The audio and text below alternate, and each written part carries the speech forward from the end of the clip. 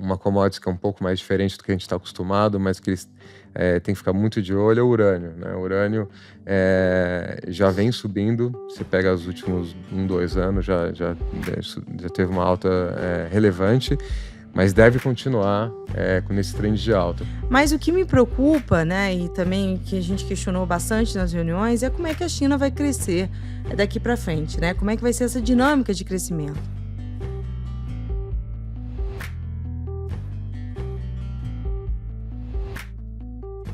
Oi, pessoal. Aqui é Marcelo Serrano, esse é mais um episódio do podcast Tal Views. Antes de começar, eu deixo o convite para você que nos acompanha aqui no podcast, seguir as nossas outras plataformas. A gente tem criado conteúdos complementares para o Instagram e tem disponibilizado todos os relatórios, tanto aqui do Research quanto da área macro, no nosso canal do Telegram. E uma novidade recente, se você está ouvindo no Spotify, provavelmente você está vendo que agora a gente também tem a gravação desse podcast em vídeo por lá. Bom, na última semana, o Maurício Junqueira, que é head da mesa internacional da tesouraria aqui do Itaú, e a Laura Pita, que é economista aqui da nossa área macro, participaram de um roadshow na China, onde realizaram uma série de reuniões com, enfim, o setor público do país, empresas privadas, empresas tech, acadêmicos, professores.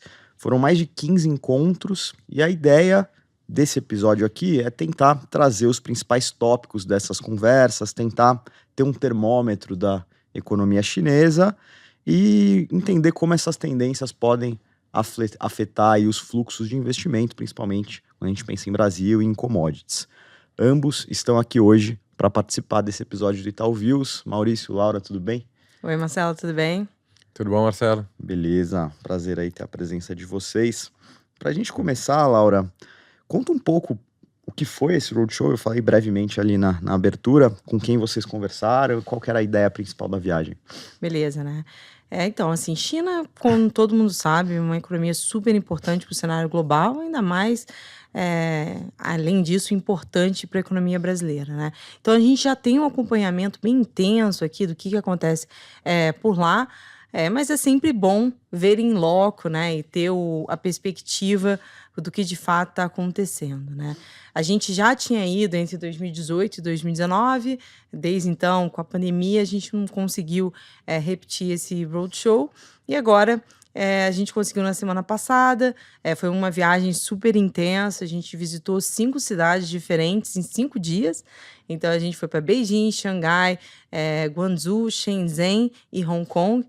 A ideia foi conversar tanto com o setor público, então com policymakers assim, que já participaram de alguma forma do governo, do setor privado também e acadêmicos, né? Então, além disso, também a gente conversou com um cientista político, né, que é sempre importante para a gente ter essas discussões, tanto da política da China, quanto que as questões geopolíticas entre Estados Unidos e China, né? Então, foi, de fato, uma viagem bastante produtiva. Deu para ver, deu para a gente sentir o que está acontecendo. Acho que já fica um pouco de provocação, que a China está bem diferente do que a gente viu há 4, 5 anos atrás. Não, legal, acho que essa justamente é a minha segunda pergunta para o Maurício, tentar comparar o que vocês viram de China pré-pandemia, tanto aspectos comportamentais, sociais e do lado econômico, para o cenário que vocês viram agora. Acho que 2 coisas marcaram bastante, que tem a ver com a agenda desse governo, né? Acho que a primeira, né, os anedóticos, assim, né?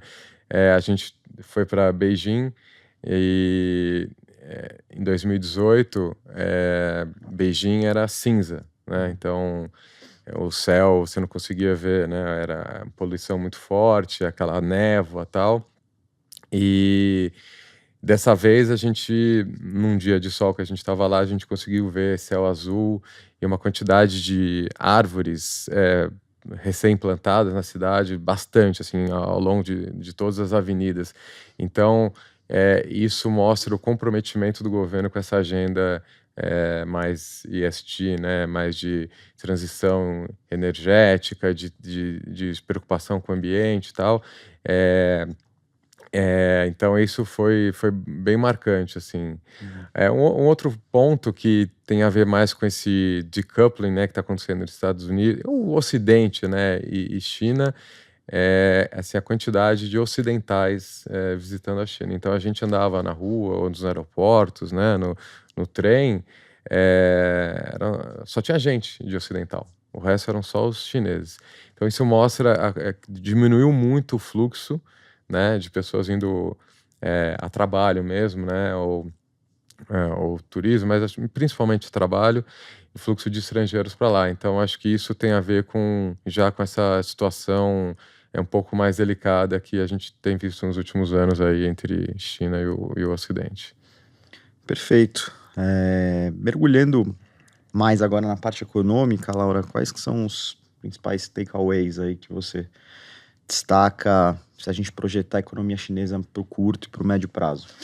Ótimo, assim, eu acho que vou começar pelo curto prazo. Acho que a nossa expectativa, quando a gente estava indo para lá, a gente achou que a gente ia encontrar um mau humor generalizado com relação à situação atual da economia, tá? E a gente foi surpreendido com isso. Quando conversando com toda essa gama de pessoas que a gente teve contato, a visão foi até mais otimista do curto prazo, no sentido que, olha, agora os policymakers estão cientes que a atividade está fraca, e agora eles estão atuando para mitigar essa desaceleração, tá? Então foi uma surpresa para a gente do curto prazo. Se a gente olhar, de fato, as ações que o governo vem tomando nos últimos 8 semanas, mais ou menos, estão nessa direção, né? Mais estímulo fiscal, teve aumento de 0,8% do PIB, do déficit do governo central, e é esperado que mais estímulos entre aí na pauta daqui para frente, tá? Então, eu acho que isso surpreendeu a gente. Eu acho que fica uma visão levemente mais otimista do curto prazo. No entanto, quando a gente passa para o médio e longo prazo, os desafios ainda persistem, tá? Acho que uma coisa que a gente não deve deixar de falar é a questão do setor imobiliário, tá? Há um consenso que o setor imobiliário já deixou de ser o principal driver de crescimento da economia. Então, a participação dele na economia deve diminuir daqui para frente. Por outro lado, há também uma percepção que essa desaceleração em termos de vendas, de construção, já chegou num bottom, tá? Então, a gente pode já ver essa parte de vendas, construção de lado em 2024. Mas o que me preocupa, né, e também que a gente questionou bastante nas reuniões, é como é que a China vai crescer daqui para frente, né? Como é que vai ser essa dinâmica de crescimento? E quando a gente olha a parte de produtividade, né, que deve ser um grande motor do crescimento potencial da China daqui para frente, você tem bastante desafios, né? Acho que o Maurício já elencou essa questão do decoupling. Então, quando a gente conversa ali com empresas de tecnologia, eles ainda estão digerindo o que vão fazer daqui para frente. Há um otimismo de que a China vai conseguir desenvolver nessa parte de hardware, que tem um pouco de dúvida com relação a isso, mas há um otimismo que a China sim vai conseguir avançar nessa parte de chips, mesmo com as sanções, tá? E aí eu acho que outra questão é que como que fica o objetivo do governo agora que a agenda dele está mais plural, né? Antes, há 10 anos atrás, era crescimento, crescimento, crescimento. Agora o governo está focado em crescimento, segurança nacional, diante desse decoupling com os Estados Unidos, e também a própria questão de common prosperity, né? Preocupações com questões sociais, né? E aí isso gera até um mal-estar, uma preocupação com o setor privado, que a gente sabe que o setor privado é, de fato, o motor para gerar produtividade e tudo mais à frente, né? Então, só uma questão de números, assim, quando a gente discutia assim, olha, qual que é a sua perspectiva de PIB potencial da China? Muitos deles confirmaram que teve uma redução desse PIB potencial entre 1 e 1,5 depois da pandemia e de todas as mudanças que a gente viu nos últimos anos. Então, estão trabalhando aí um range de PIB potencial entre 2%, os mais pessimistas, e 4,5% os mais otimistas, tá? Não, legal. Eu só queria, antes de fechar essa questão, entender melhor a parte tech, né? Você falou um pouquinho de chips, mas há pouco tempo atrás a gente tinha a China numa certa vanguarda em aplicação de tecnologia, em grandes empresas tech. Era comum ver a nossa turma aqui do Cubo, de tech, fazendo esse tipo de expedição para a China toda hora. Não escuto mais sobre essas viagens. Arrefeceu o setor lá com esse ambiente regulatório mais desafiador ou ainda é algo relevante que precisa ser monitorado? Perfeito. Acho que até complementando umas diferenças entre 2018, 2019 e agora, é essa parte técnica, né? O que você mesmo falou.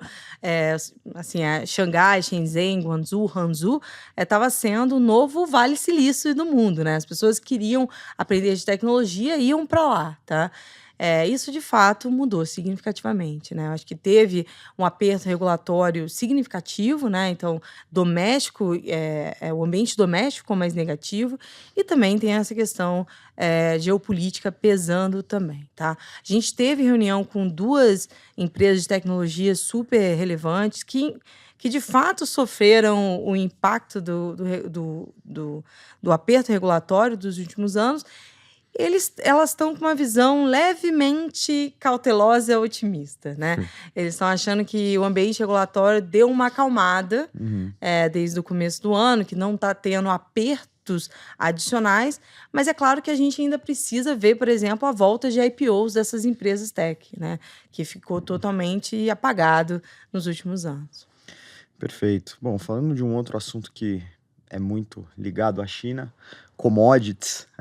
Maurício, com esse cenário macro que a Laura colocou aqui para a gente na última resposta, o que a gente pode observar aí de impactos nos fluxos de investimento, principalmente quando a gente olha para commodities, para a relação Brasil e China? Claro, acho que, como a Laura colocou, acho que a gente tem que dividir no curto prazo e longo prazo, porque acho que são 2 cenários diferentes para a China, né?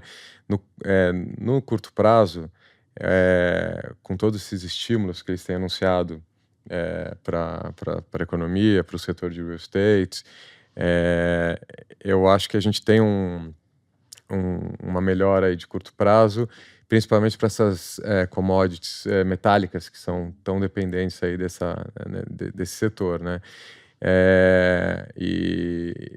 Então, ainda mais com esse push, a parte de tech ainda é super importante para eles, tá? Então, assim, tá como prioridade. Acho que a parte de inovação, de ser um dos professores que a gente visitou lá falou que a próxima revolução industrial que eles querem fazer lá é a revolução digital. Então, tá na agenda também de ser, assim, o foco dos investimentos deles. Então, assim, você olhando para isso, então, isso beneficiaria alguns tipos de commodities. Então, eu posso citar aqui cobre, minério de ferro. E aí, se você pegar o gráfico dos últimos 2 meses, você já vê que o cobre já subiu quase 10% e o minério de ferro subiu mais de 15%. Desde que começaram esses anúncios dos estímulos. Porque tinha uma preocupação com até quando que vai essa piora, né, no mercado de real estate, e com toda essa agenda de Common Prosperity do governo, até quanto que eles vão aguentar sem, de novo, ter que ir lá e ajudar e fazer um easing nas condições para o pessoal poder comprar mais casas, se alavancar. Então, assim, tinha muito essa dúvida, e como o governo finalmente anunciou essas medidas, então a gente já viu uma recuperação nessa parte de commodities metálicas. Acho que essa é o principal que teve mais impacto agora no curto prazo, e deve ser agora, assim, nesse próximo 1 ano, assim, que deve dar um suporte legal. Outro setor que, assim, está super na agenda deles também, como eu falei, essa parte de transição de matriz energética, né? De novo, um dos objetivos de longo prazo do governo é ser self-sufficient em energia, né? Então, eles estão investindo bastante nessa parte de energias renováveis, né? Então, uma commodity que é um pouco mais diferente do que a gente está acostumado, mas que eles têm que ficar muito de olho, é o urânio, né? O urânio já vem subindo. Você pega os últimos 2 anos, já teve uma alta relevante, mas deve continuar com esse trend de alta, porque eles estão investindo em energia solar, em energia eólica, mas se fala pouco, mas eles estão investindo muito em energia nuclear. eles já estão com 21 usinas em construção. E o Ocidente também voltou, depois do susto de Fukushima, em 2011, muitos países abandonaram os planos, começaram a desligar as suas usinas nucleares com esse medo de acidente, como aconteceu no Japão. E o que a gente viu após a guerra da Rússia com a Ucrânia, entrou na pauta de todos os países a segurança energética. Então, eles entenderam que eles não podem, assim, só vamos esperar para fazer essa transição e tal. Eles não podem ficar dependendo, né? O preço do gás explodiu na Europa. Foi um desastre. Então, eles começaram a religar as usinas que eles tinham, nucleares, e Estados Unidos, Alemanha, Índia, todo mundo com projetos de novas usinas para os próximos anos. Então, acho que nesse mundo de commodities, né, além das metálicas, o urânio vai ser um grande play aí para os próximos anos. Legal. Acho que só complementar, Marcelo, dessa parte do que o Brasil pode se beneficiar, acho que uma notícia negativa foi o que eu já trouxe, né? A gente traz a notícia negativa primeiro. Essa menor participação do real estate na economia chinesa, olhando para frente, isso vai ter um impacto negativo para essas commodities metálicas, mas eu estou totalmente de acordo com o que o Maurício já falou do curto prazo, né? Então, só olhando mais para longo prazo. Mas, assim, um outro ponto é que, assim, primeiro que a gente como brasileiro foi super bem recebido por lá e tem uma perspectiva da China tentar exportar essas tecnologias, por exemplo, de carros elétricos para outros lugares da região, né? Outros lugares do mundo. Ele está fazendo um pouco ali na Ásia, mas acho que o Brasil chega a ser um bom candidato, né? Seria uma notícia positiva de receber esses investimentos vindos de lá. Não, e até se a gente pensar nesses fluxos Brasil-China, a gente consegue projetar um efeito China na nossa economia, assim, quais setores por aqui tendem a se aquecer ou se beneficiar desse cenário todo que vocês colocaram? Eu acho que no curto prazo seria essa parte de commodities metálicas, tá? Eu acho que dado que a gente está vendo mais estímulos, commodities metálicas, e aí não dá para esquecer o minério, consegue se beneficiar mais, tá? Isso seria mais o curto prazo, mas a gente tem que olhar para frente essa menor participação do setor de construção na economia chinesa. Isso vai ter impacto, né? Então, tem que sempre separar o curto e o médio prazo. E aí, o outro ponto é a China querendo exportar as tecnologias para outros países, né? Acho que o Brasil é um dos candidatos para isso, principalmente carros elétricos e toda essa questão de transição de matriz energética.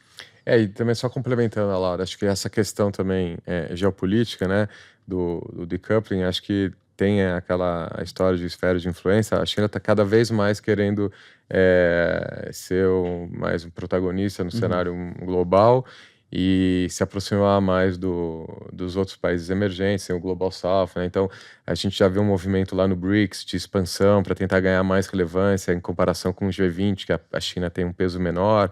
Então, com isso, eles fizeram aquele Belt and Road Initiative, que foram investimentos pesados em diversos países na região ali de África, Oriente Médio, Ásia, e com isso acho que eles cada vez mais vão querer proporcionar investimentos, financiar investimentos de infraestrutura nesse país, inclusive no Brasil. Então a gente já vê que a China já tem bastante participação, né, nas empresas de energia aqui. Eu acho que isso é um ponto importante também que eles devem continuar fazendo aqui no Brasil, né, trazendo esses fluxos para investimento.